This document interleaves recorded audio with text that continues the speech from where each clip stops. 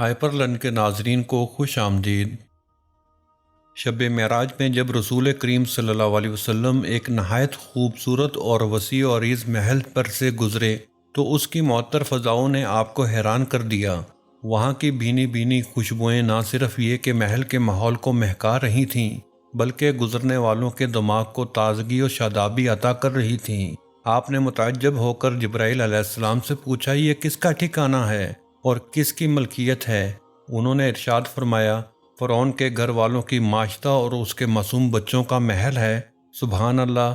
مومنہ خاتون، یہ محل جس میں اس کی اور اس کے معصوم پھولوں کی روحیں ہنسی خوشی سے برزخی زندگی بسر کر رہی ہیں، دراصل یہ اس قربانی کا بدل اور صلہ ہے جو اس نے ایمان قبول کرنے کی خاطر دی۔ دولت دنیا سے محروم اور دولت ایمان سے مالا مال یہ خاتون اپنے پھولوں جیسے خوبصورت اور کبوتروں کی طرح بھولے بھالے معصوم بچوں کا پیٹ پالنے کے لیے اس دور کے مغرور اور سرکش بادشاہ کے محل میں مزدوری کرنے جاتی اور دن بھر کام کر کے شام کو واپس لوٹتی، معصوم بچوں کو کھانا کھلاتی اور اللہ کا شکر ادا کر کے سو جاتی اور محل میں جا کر اپنے ذمہ لگائے گئے کام سر انجام دیتی۔ چونکہ یہ خاتون نہایت پاک باز اور دانشمند تھی، اس لیے عرصہ دراز سے شاہی محل میں تعینات رہی اور اپنے امور خوش اسلوبی سے سر انجام دیتی رہی۔ ان دنوں سیدنا موسیٰ کلیم اللہ اور فرعون مصر کے درمیان مقابلہ زوروں پر تھا۔ حضرت موسیٰ اور ہارون علیہ السلام کی حیرت انگیز کامیابیوں نے اس کے اور اس کے حواریوں کی نیندیں حرام کر رکھی تھیں۔ چونکہ اس متکبر ظالم کے پاس اقتدار تھا، اس لیے وہ جب بھی سنتا کہ اس کی قوم کے کسی باشندے نے ایمان قبول کر لیا ہے تو اسے خوفناک سزائیں دیتا، کسی کے ہاتھ پاؤں کٹوا دیتا اور کسی کو لکڑی کے تخت لٹکا کر اس کے ہاتھوں اور پاؤں پر میخیں ٹھونک کر سر عام لٹکا دیتا۔ اس کے اسی طرح کے مظالم کے دورانیہ میں حضرت موسیٰ علیہ السلام کی دعوت فرعون کے محل میں بھی پہنچ گئی تھی۔ اس کا خازن، ایک خادمہ اور بیوی آسیہ بھی ایمان قبول کر چکی تھیں۔ وہ جب بھی سنتی کہ سیدنا موسیٰ غالب رہے اور فرعون زچ ہو گیا تو وہ دل ہی دل میں خوش ہوتیں اور اپنے ایمان کا اظہار نہ کرتیں، مبادا کہ فرعون کو بھنک پڑ جائے اور وہ انہیں عذاب کی چکی میں پیس ڈالے۔ فرعون کی قوم میں سے ایمان قبول کرنے والی مومنہ خاتون شاہی محل کی خواتین کو کنگھی کیا کرتی تھیں۔ ایک روز وہ فرعون کی نوجوان اور نازک مزاج بیٹی کو کنگھی کر رہی تھی کہ اچانک اس کے ہاتھ سے کنگھی گر گئی۔ اسے اٹھاتے وقت بے ساختہ اس کی زبان سے بسم اللہ نکل گیا۔ جب فرعون کی نازک مزاج اور شوق و ترار بیٹی نے یہ کلمہ سنا تو چونک پڑی اور پوچھا، یہ اللہ کون ہے؟ مومنہ نے جواب دیا، جو میرا، تیرا اور تیرے باپ کا رب ہے۔ فرعون کی بیٹی کہنے لگی، کیا میرا باپ سارے لوگوں کا رب نہیں ہے؟ مومنہ نے جواب دیا، جی نہیں، بالکل لوگوں کا رب تو وہ ہے جو مجھے، تجھے اور تیرے باپ کو روزی دیتا ہے۔ فرعون کی بیٹی بولی، اچھا، اس کا مطلب یہ ہے کہ تم میرے باپ کے علاوہ کسی اور کو رب سمجھتی ہے؟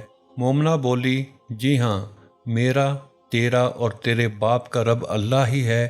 یہ سن کر فرعون کی لڑکی سیخ پا ہو گئی اور اس نے اپنے باپ کو اطلاع کر دی۔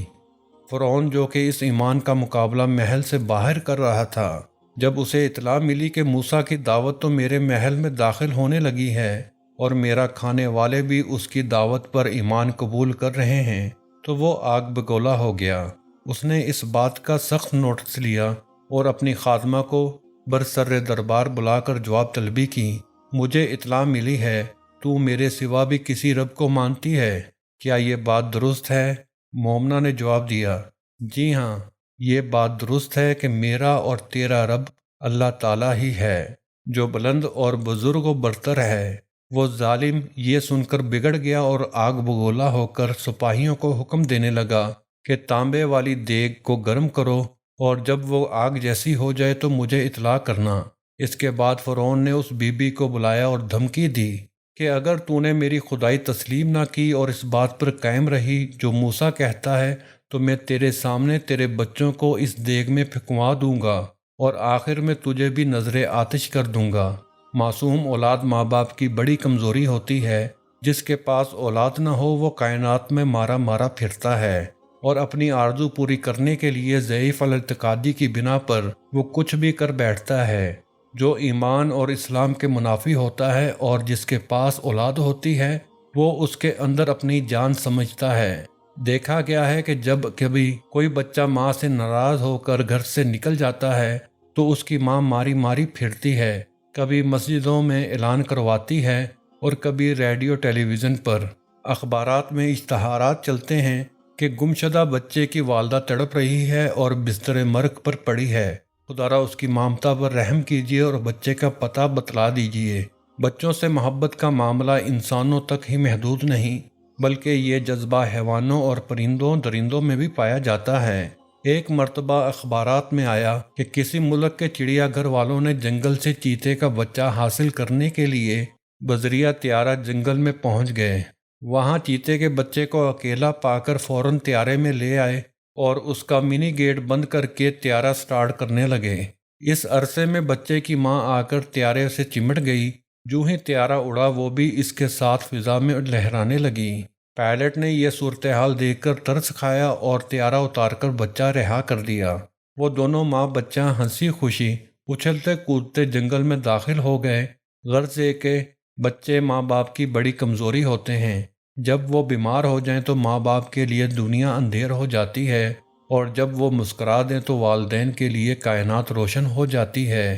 فرعون لعین نے جب اس مومنہ خاتون کو بچوں کے جلا ڈالنے کی دھمکی دی، اس نے کمال استقامت کا مظاہرہ کیا، نہایت اطمینان و سکون سے جواب دیا اور کہا کہ میں تو اس حقیقت پر ایمان رکھتی ہوں کہ میرا اور تیرا رب اللہ ہی ہے، اگر تو اس کی پاداش میں مجھے اور میرے بچوں کو مار ڈالے گا تو میں صبر کروں گی۔ چنانچہ اس ظالم نے جب دیکھا کہ دیگ گرم ہو کر آگ کی طرح دہکنے لگی ہے تو اس نے اس کے بچوں کو پکڑوا کر اس کے سامنے کھڑا کر دیا اور کہا کہ اب بھی وقت ہے، موسیٰ کے دین سے پھر جا اور بچوں کے ساتھ زندگی گزار۔ لیکن یہ خاتون نہ تو بچوں کے بغیر رہ سکتی تھی اور نہ ایمان کے بغیر، چنانچہ اس نے ایمان کی خاطر اپنی اور اپنے بچوں کی جان کی قربانی دینے کا عزم کر لیا اور کہا کہ کوئی بات نہیں، تو جلانا چاہتا ہے تو جلا، ہماری جان بھی قربان ہے۔ البتہ اس نے اتنی درخواست کی کہ میری اور میرے بچوں کی ہڈیوں کو ایک ہی جگہ دفنایا جائے۔ فرعون نے کہا ٹھیک ہے، تو نے عرصہ دراز تک ہماری خدمت کی ہے، اس کے صلے میں ہم تیری یہ درخواست منظور کرتے ہیں۔ اس کے بعد لعین نے اس کے ایک معصوم بچے کو دہکتی ہوئی دیگ میں پھینکوا دیا۔ آن کی آن میں اس کے معصوم بچے کی ہڈیاں نظر آنے لگیں۔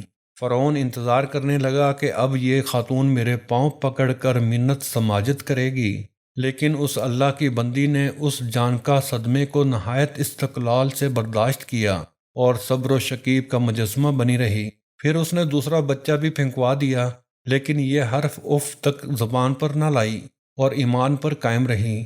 اس کے بعد فرعون نے تیسرا بچہ پھینکوا دیا، وہ بھی آن کی آن میں جل گیا اور اس کی ہڈیاں صاف نظر آنے لگیں۔